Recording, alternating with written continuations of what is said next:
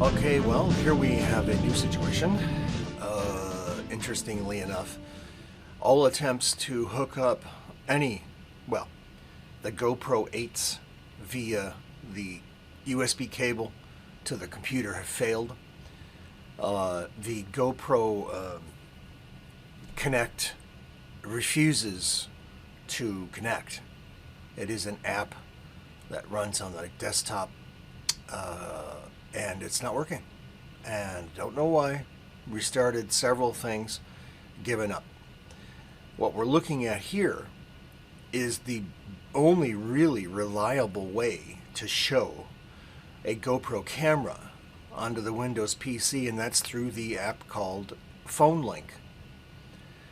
Top left-hand corner. It's maybe a little blurry, but the fact is you can see.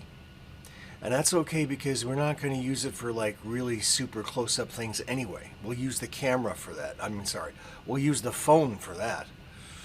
Now, it's also true that why we're doing this is because you can't tie up the phone, even though it's a fantastic camera, and the Android app on the phone tied into the computer Droid Cam. You can't. You can, but it occupies the phone, and you can't carry it around. And not only that, but it drains battery power. So the phone is charging, just sitting aside, and the GoPro camera is running on the Quick app of the phone. So the GoPro Quick is showing the camera view that you see right now, top left-hand corner. And that's why I just wanted to capture this to let you know that that's how this is working.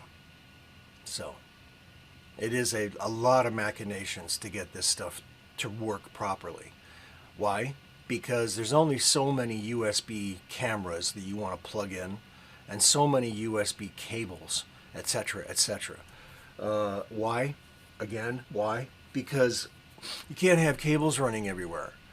In a multi-camera situation, having so many cables is a problem, especially with dogs on walking around the floor, and myself, or anybody. So the cables have to be taken to the ceiling, secured, and come down to the computer. And there's only so many lengths, and not only that, we've had a couple of cable failures for no reason whatsoever. The camera and the drivers and the extension cables that go to the camera just fail.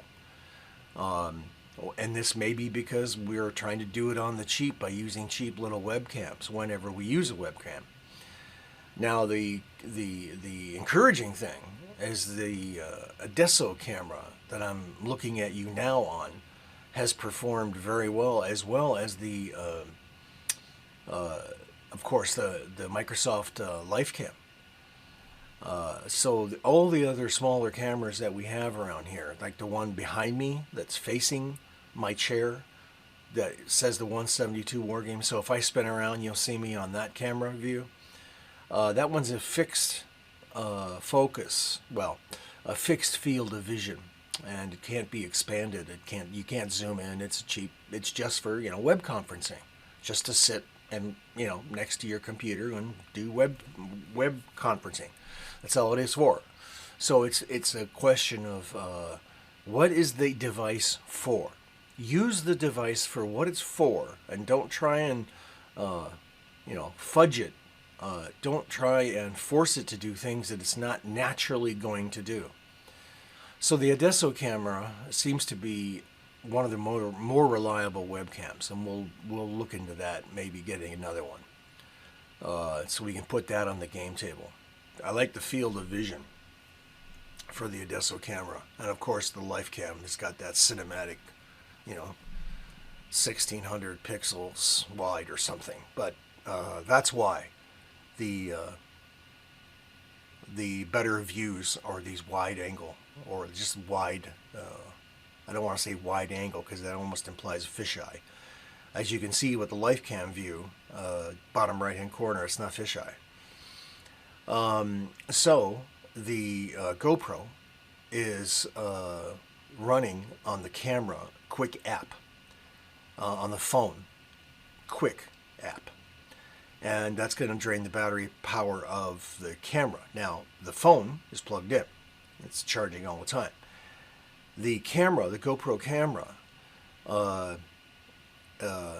it has a battery bank attached to it, which I can plug in when I continue to do this.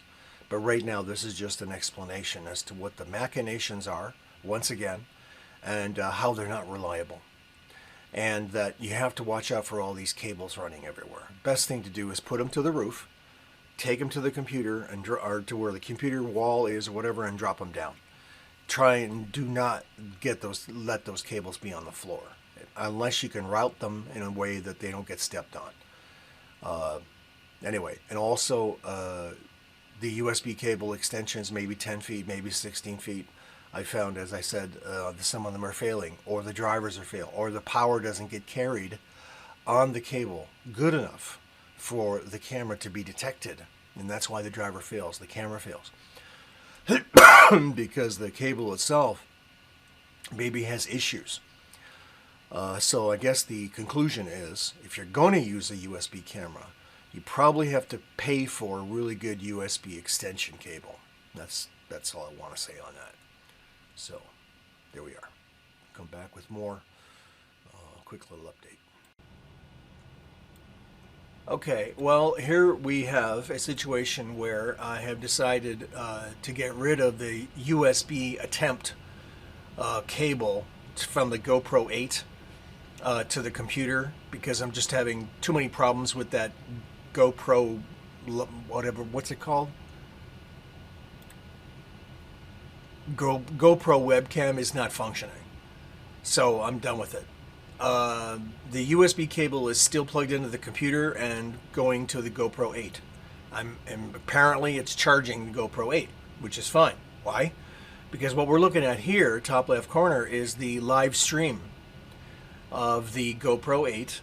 And after I installed and remembered, and then went out and found it again, Mona server, and followed the directions from the guy on YouTube, and here we see the result.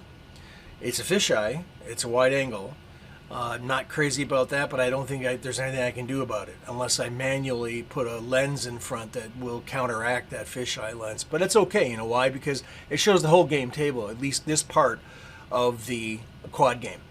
So this quarter panel, if you will, of the quad game is all in view. So that's actually kind of a good thing.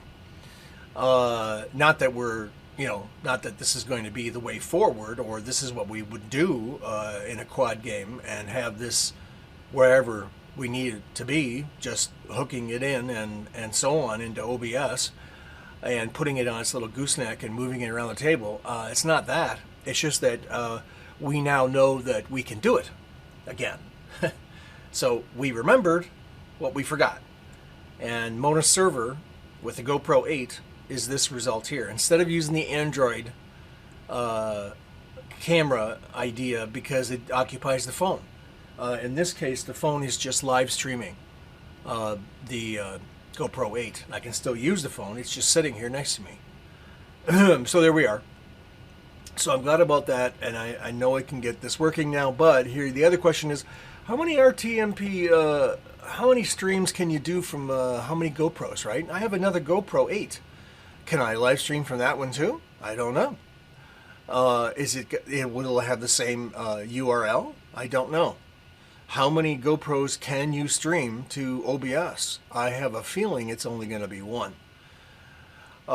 Which begs the question again now, what is needed in the marketplace is a multi-camera configuration for multiple sources, including multiple GoPros. And I don't think anything affordable, that's the key, exists.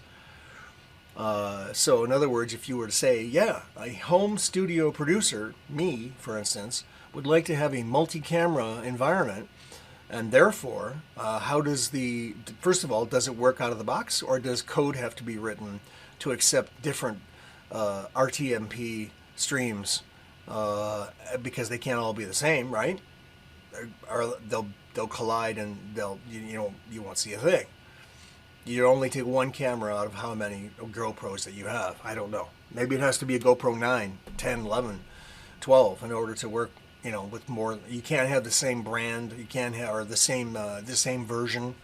You probably have to, I don't know. So there we are.